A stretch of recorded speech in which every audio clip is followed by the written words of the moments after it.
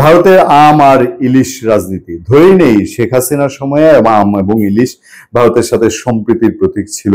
ভারতের পশ্চিমবঙ্গের মুখ্যমন্ত্রী মমতা বন্দ্যোপাধ্যায় তো মুখ ফুটে বলেই ফেলেছিলেন যে শেখ হাসিনার ইলিশ ছাড়া আম ছাড়া তার শান্তি হয় না। তিনি খুব শান্তি পান শেখ হাসিনার আম এবং ইলিশ নিয়ে, এবং আওয়ামী লীগ গভর্নমেন্ট এটাকে তাদের একটা ঠিক আত্মীয়তার বন্ধনের পর্যায়ে নিয়ে গিয়েছিল বলা যায়।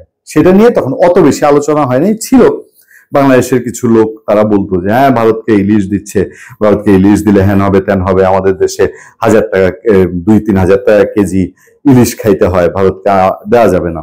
এবং খুব ফেনা তুলেছেন যে ভারত বিদ্বেষীরা যে ভারতকে ইলিশ দিলে সর্বনাশ, এই সরকারের ইলিশের সময়, এই সরকার যখন আসার পরে ভারতকে ইলিশ পাঠাবে কি পাঠাবে না, সরকারের উপদেষ্টা বলেই বসলেন যে না ভারতকে কোনো ইলিশ টিলিশ দেওয়া হবে না। দুদিন বাদেই আবার তারাও ইলিশ পাঠিয়েছেন।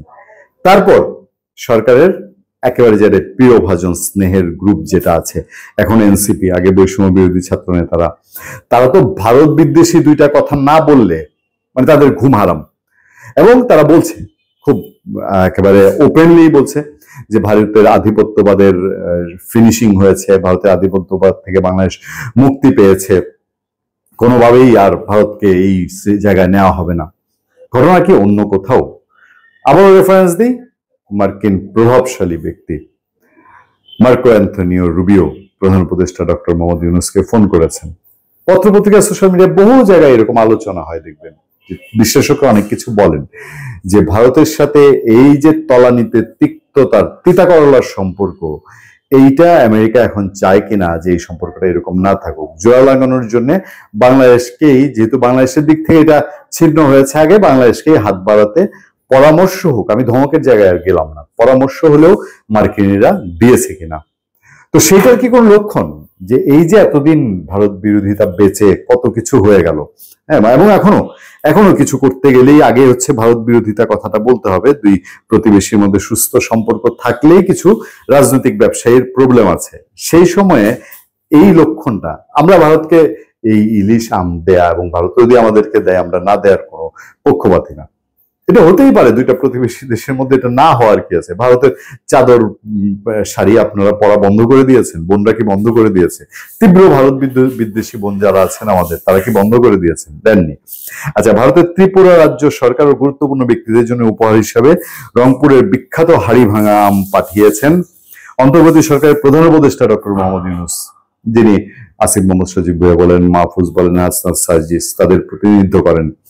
বৃহস্পতিবার বিকেল 5:15টায় আখাউড়া স্থলবন্দর দিয়ে আম পাঠানো হয়। প্রতি বছর ত্রিপুরা রাজ্য সরকার ও গুরুত্বপূর্ণ ব্যক্তিদের জন্য উপহার সামগ্রী পাঠায় বাংলাদেশ সরকার। আওয়ামী লীগ পাঠিয়েছে, ধারাবাহিকতা এই সরকারও রেখেছে। আওয়ামী লীগের এই একটা ধারাবাহিকতা বোধহয় এই সরকার রাখলো আর কি। বিপরীতে সরকারের জন্য উপহার হিসাবে আসে ত্রিপুরার বিখ্যাত এবং রসালো কুইন জাতের আনারস। আচ্ছা, এদিন বিকেলে 60টি কার্টন করে 300 কেজি হাড়িভাঙ্গা আম পাঠানো হয়। পররাষ্ট্র মন্ত্রণালয় থেকে কার্গো ওয়ার্ল্ড লজিস্টিক্স নামে একটি রপ্তানিকারক প্রতিষ্ঠানের মাধ্যমে প্রধান উপদেষ্টার উপহার হস্তান্তর করা হয় আগরতলাস্থ বাংলাদেশ সহকারী হাই কমিশনের প্রতিনিধির কাছে। আখাউড়া শুল্ক স্তর স্টেশন থেকে জানা যাচ্ছে সকল ফি ও আদায়যোগ্য কর মওকুফ করে আমগুলো ছাড়করণ করা হয়েছে। আম আনারস ছাড়াও প্রতি বছর দুর্গাপূজায় ভারতীয়দের জন্য উপহার হিসেবে দেশের স্থলবন্দর দিয়ে সীমিত সময়ের জন্য ইলিশ মাছ রপ্তানি করা হয়। ভারত না এত কিছু লুটপাট করে নিয়ে গেছে, ভারত সাংঘাতিক রকম ক্ষতি করে ফেলেছে। আমরা তো একটা জায়গায় একমত, একটা জায়গায় সাংঘাতিক একমত, এই জায়গায় কারো কোনো দ্বিমত নাই। পৃথিবীর যে কোনো সুস্থ মানুষ বলবে যে 18 আর 24-এর নির্বাচন, এই দুইটা নির্বাচন আওয়ামী লীগ কোনো অর্থেই বিন্দু পরিমাণ ঠিক করেনি, বরঞ্চ অন্যায়ের মাপকাঠিতে অনেক বড় অন্যায় হয়ে গেছে। মানুষের ভোটাধিকার এইভাবে হরণ করাটা কখনোই এটা উচিতের খাতিরে বিবেচ্য না। কিন্তু সেই 18 নির্বাচন ভারত সমর্থন দিয়েছে, 24-এর নির্বাচন ভারত সমর্থন দিয়েছে, মেনে নিয়েছে, তাদের ব্যাকিং নিয়েই কাজগুলো হয়েছে। এই একটা ছাড়া আর কোথায় লুটপাটের? সে তার সুবিধা নিয়েছে 7 সিস্টারে, এটা তো দুই ভালো প্রতিবেশীর মধ্যে এটা হয়। এবার আসেন এই যে ত্রিপুরার যে মুখ্যমন্ত্রী মহোদয়কে আমগুলো পাঠানো হলো, মাইক পেলে, মিডিয়ার সামনে পেলে ত্রিপুরার মুখ্যমন্ত্রী সহ ত্রিপুরার রাজনীতিবিদরা বাংলাদেশকে চেঁচে ফেলে, ছুঁড়ে ফেলে, এবং ত্রিপুরায় মোটামুটি ডক্টর ইউনূস বিরোধী, মানে সরকার না, ডক্টর ইউনূস বিরোধী একটা সেন্টিমেন্ট তৈরি হয়েছে।